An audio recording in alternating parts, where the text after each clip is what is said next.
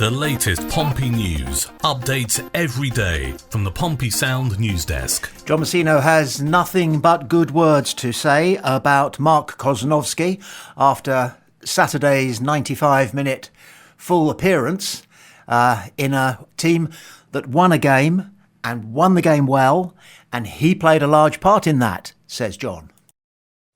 I think he's been so unlucky to not play more games this year, and when he's played, he has played out of position. It's trying to find the right balance for Mark and getting him into the side, getting him used to English football, and finding the right position for him as well.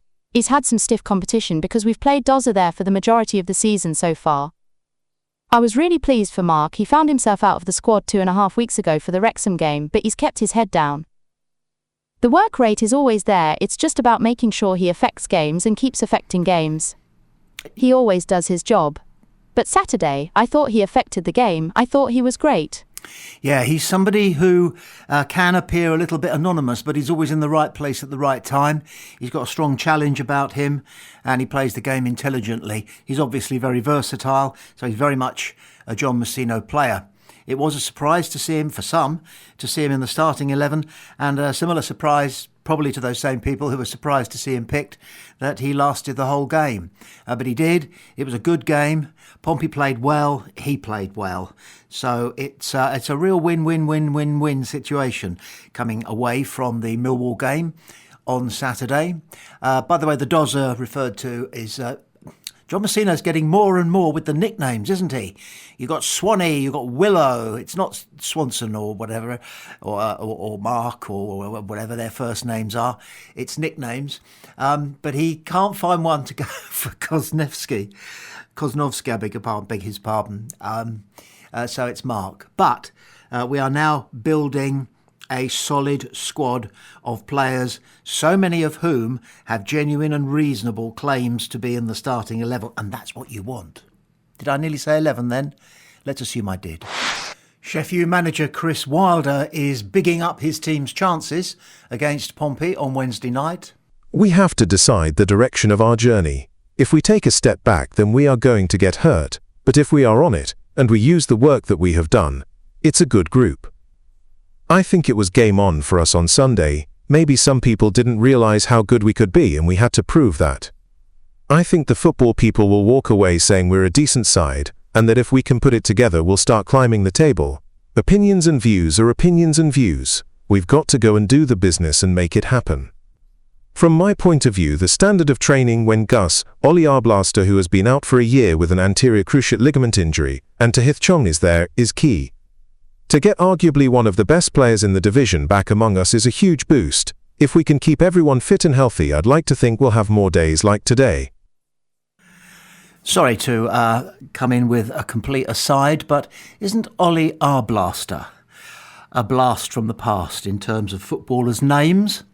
When footballers come from all four corners of the globe now, and indeed even if they're born and bred in the UK, they carry the names that their fathers or forefathers cherished and respected when they came to this country, but not Ollie Arblaster. Ollie Arblaster sounds exactly like he is. He's an Arblaster. He's one of the Sheffield Arblasters. He is Sheffield born and bred, and was a Sheffield United fan as a little boy. One of those lovely stories.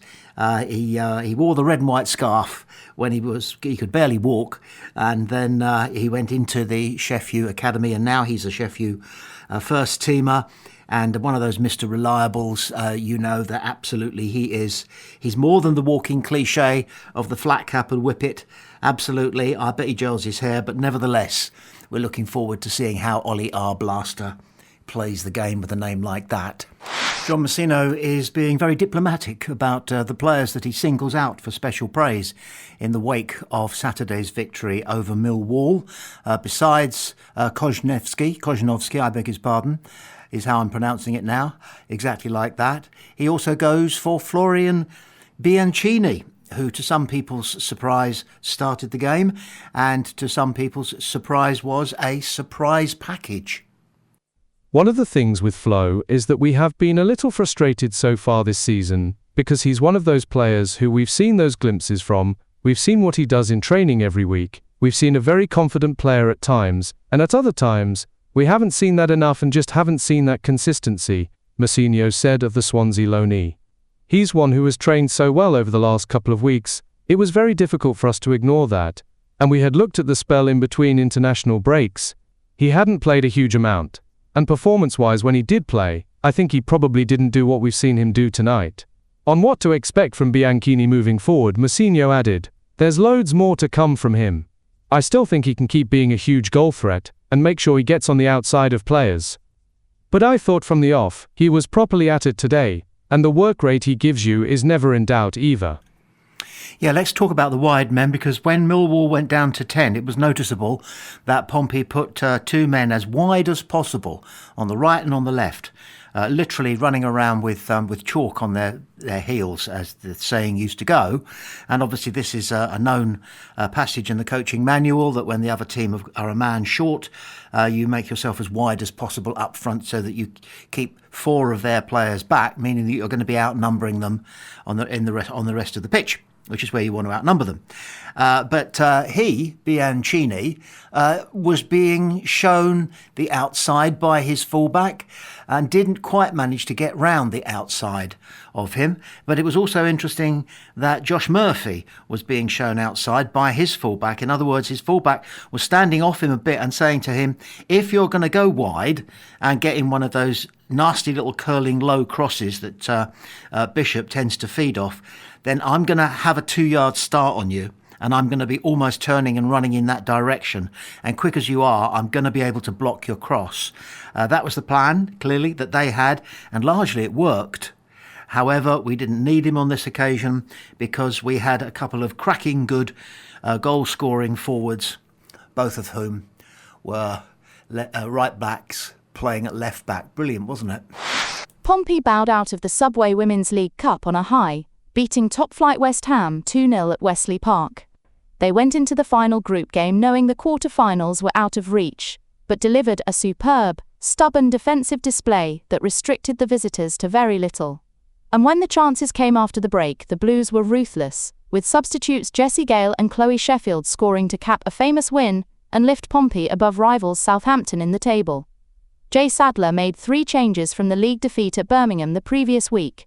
Comfort Erhabor started in goal, while Jemima Dahu and Ella Rutherford also came in. Jess Gray, Angelina Nixon and Gale made way. It was a cautious opening, with both sides largely cancelling each other out. West Ham carved the first real chance on 15 minutes, when Viviane Asai's free kick reached Verena Hanshaw at the back post, but Erhabor saved from close range. From the resulting corner, a goalmouth scramble was eventually hacked clear. There was controversy soon after as Meg Hornby burst clear and went down under pressure from Ines Bellonou. With the home crowd calling for a red card, referee Joanne Horwood waved play on. The Hammers enjoyed plenty of the ball but fashioned only half chances, with Asai twice shooting wide, as Pompey's backline held firm. Half-time. Pompey 0, West Ham 0. West Ham started the second half on the front foot, flashing a couple of dangerous balls into the box that Pompey dealt with. The Blues then threatened when Georgie Freeland rolled a free kick short to Rutherford, who hit the side netting. On the hour, Anna Chiki drove forward, exchanged passes with Shakira Martinez and broke into the area, only for Erhabor to smother at her feet. The keeper then tipped away a Leila Wanderler effort as the visitors pressed. Moments later, Pompey struck. Dahu slipped Primer down the left, and after taking the ball past keeper Megan Walsh, she cut it back for Gale to guide in a clever finish. Chasing an equaliser, West Ham were still blunted in attack, with Erhabor comfortably holding a long-range strike from Hallie Hussein. Pompey, by contrast, were clinical. Sheffield came off the bench, latched onto Gale's threaded pass and coolly slotted home her first goal in senior football. So, congratulations to Pompey women. They started the season a little bit shakily. They had a revamp, didn't they, during the closed season? And now they've just begun to gel, getting some good results. Is that 3 wins out of 4? I think I might be right. And so, what I'm saying is that the men's first team could maybe take a leaf out of their book from the top down. It does take a while for new faces to gel together, and Pompey's women had a good result on, was it Sunday? Yes, and Pompey's men had that great result also on Saturday. So both those outfits, touch wood, beginning to gel.